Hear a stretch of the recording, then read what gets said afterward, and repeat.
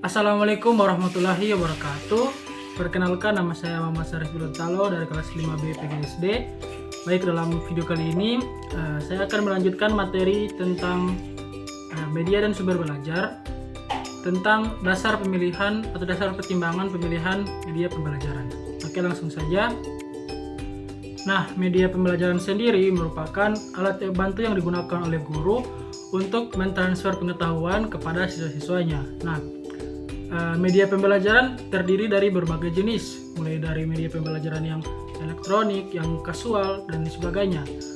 Karenanya, guru harus pandai memilih media pembelajaran yang akan digunakan dalam pembelajaran. Nah, berikut dasar-dasar pertimbangan pemilihan media pembelajaran yang digunakan selama pembelajaran. Oke, langsung saja. Di sini ada alasan pokok berkaitan dengan pertimbangan seorang guru dalam memilih media pembelajaran menurut Arif Sadirman tahun 1958. Yakni yang pertama ada bermaksud mendemonstrasikannya, kemudian familiarity, kemudian clarity, dan active learning dan organization. Nah, untuk maksudnya untuk mendemonstrasikannya itu, guru menggunakan media pembelajaran bermaksud untuk menampilkan atau mendemonstrasikan ide, konsep, atau materi pembelajaran kepada peserta didik agar nantinya peserta didik dapat mampu dengan mudah paham mengenai pembelajaran yang diberikan. Selanjutnya, familiarity. Maksudnya di sini seorang guru menggunakan media pembelajaran itu dikarenakan dia sudah tahu bagaimana cara menggunakan media pembelajaran tersebut. Dia sudah tahu bagaimana mengoperasikannya, sudah tahu seluk-beluknya, sehingga guru itu mudah untuk menggunakan media pembelajaran tersebut. Selanjutnya, clarity. Maksudnya di sini guru menggunakan media pembelajaran untuk menjelaskan sebuah ide, konsep, atau materi secara lebih konkret. Dan terakhir, active learning. Artinya di sini guru menggunakan media pembelajaran agar pembelajaran yang dilakukan itu lebih aktif dan juga peserta didik itu lebih termotivasi, sehingga nantinya pembelajaran yang dilakukan itu menjadi lebih bermakna dan lebih bermanfaat. Oke, kita lanjut lagi ke kriteria umum yang diperhatikan dalam pemilihan media pembelajaran. Yang pertama ada kesesuaian dengan tujuan, kesesuaian dengan materi pembelajaran, kesesuaian dengan karakteristik siswa, kesesuaian dengan teori, kesesuaian dengan gaya belajar siswa, kesesuaian dengan kondisi lingkungan, fasilitas pendukung, dan waktu yang tersedia. Oke, saya akan jelaskan satu persatu. Nah, yang pertama kesesuaian dengan tujuan. Maksudnya di sini media pembelajaran dipilih oleh guru sesuai dengan tujuan pembelajaran yang telah ditentukan di KD dan indikator. Jadi media pembelajaran itu membantu guru untuk bisa mencapai tujuan dengan lebih mudah. Maksudnya di sini membantu guru dalam pembelajaran untuk memahamkan siswa untuk agar tujuan yang telah ditentukan di KD dan indikator sebelumnya dapat tercapai. Selanjutnya, kesesuaian dengan materi pembelajaran. Artinya di sini media pembelajaran yang digunakan oleh guru haruslah disesuaikan dengan materi pembelajaran yang diberikan pada hari itu. Dimana jika misalnya materi pembelajaran tentang tumbuhan, maka media pembelajaran yang digunakan juga harus yang berkaitan dengan tumbuhan atau terdapat unsur tumbuhan di dalamnya, agar nantinya media pembelajaran dengan materi pembelajaran itu nyambung gitu. Selanjutnya, kesesuaian dengan karakteristik siswa. Nah, maksudnya di sini media pembelajaran yang digunakan oleh guru haruslah sesuai dengan atau familiar dengan karakteristik siswa. Hal ini bertujuan untuk menghindari respon negatif dari penggunaan media pembelajaran yang digunakan oleh guru. Selanjutnya, kesesuaian dengan teori. Maksudnya di sini media pembelajaran yang digunakan oleh guru bukanlah atas dasar kesukaan guru terhadap media itu, bukanlah atas dasar keinginan guru. Namun media yang digunakan haruslah telah teruji atau sudah pernah dibuktikan bahwa media ini berguna dalam pembelajaran. Selanjutnya, kesesuaian dengan gaya belajar siswa. Nah, siswa sendiri memiliki beragam gaya belajar yang setiap orang itu berbeda-beda. Misalnya ada yang gaya belajarnya hanya melalui audio saja, hanya bisa dengan mendengarkan dia sudah paham apa yang diajarkan. Kemudian ada yang harus dengan video. Kemudian ada yang harus bermain. Kalau dalam permainan dia itu lebih mengerti daripada belajar seperti ini. Karenanya untuk pemilihan media pembelajaran itu disesuaikan dengan karakteristik siswa yang diajarkan oleh guru tersebut.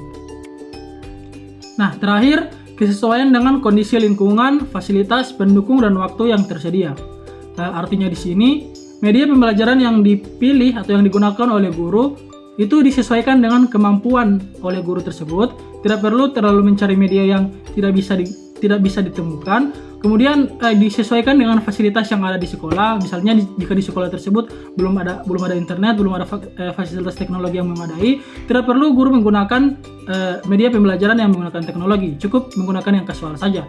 Kemudian disesuaikan dengan waktu pembelajaran. Apakah media pembelajaran ini jika digunakan itu waktunya cukup jika menggunakan media pembelajaran selama pembelajaran.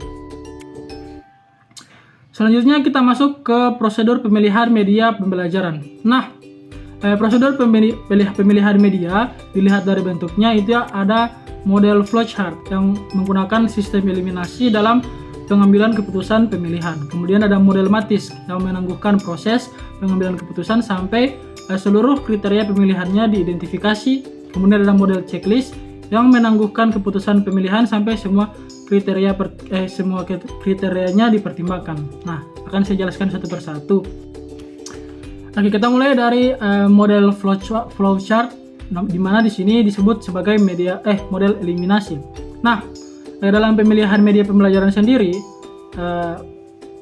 cara penggunaan model flowchart ini dengan mengeliminasi misalnya ditentukan beberapa media pembelajaran yang digunakan, kemudian dieliminasi sesuai dengan kebutuhan. Misalnya ada 3 media pembelajaran nih, terus misalnya yang satu ini memenuhi, yang satu ini tidak memenuhi, maka yang satu ini gugur, yang satu ini tidak memenuhi, maka yang satu ini gugur, dan tersisalah satu media pembelajaran yang dipilih oleh guru. Nah, selanjutnya untuk model matrik, maksudnya di sini contohnya misalnya ada 3 media pembelajaran yang akan dipilih oleh guru. Ada media pembelajaran misalnya menggunakan PowerPoint, kemudian ada yang menggunakan Quizzes, ada yang menggunakan kasual saja. Nah, guru tidak akan memilih ketiga ini sebelum karakteristik yang diinginkan itu ditentukan, diidentifikasi.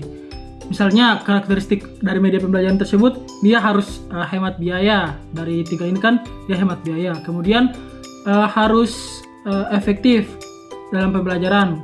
Ketiga ini kemungkinan juga efektif. Kemudian harus menarik bagi siswa, misalnya kriteria ketiga. Kemudian ketiga kriteria ini masih juga ketiga media pembelajaran juga masih memenuhi kriteria. Nah, terakhir kriterianya misalnya di sekolah tersebut tidak bisa menggunakan teknologi. Nah, maka PowerPoint dan juga untuk Quizzes ini gugur. Jadi yang tersisa hanya media kasual. Begitulah kira-kira cara pemilihan model matrik.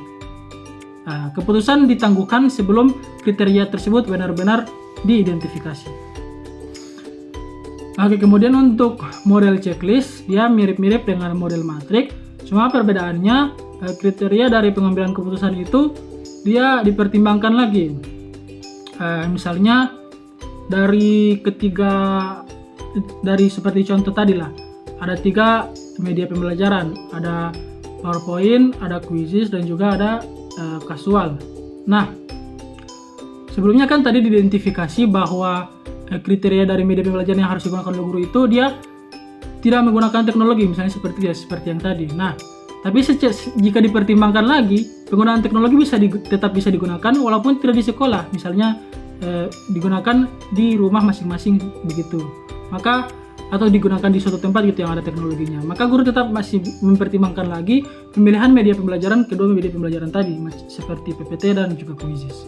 Sampai akhirnya dipilih salah satu media pembelajaran yang kira-kira setelah dipertimbangkan lagi kriterianya tersebut. Nah, cukup sekian yang dapat saya sampaikan. Apabila ada kekurangan, ada kesalahan, ada salah-salah kata, saya mohon maaf. Wabillahi taufiq wal hidayah. Wassalamualaikum warahmatullahi wabarakatuh.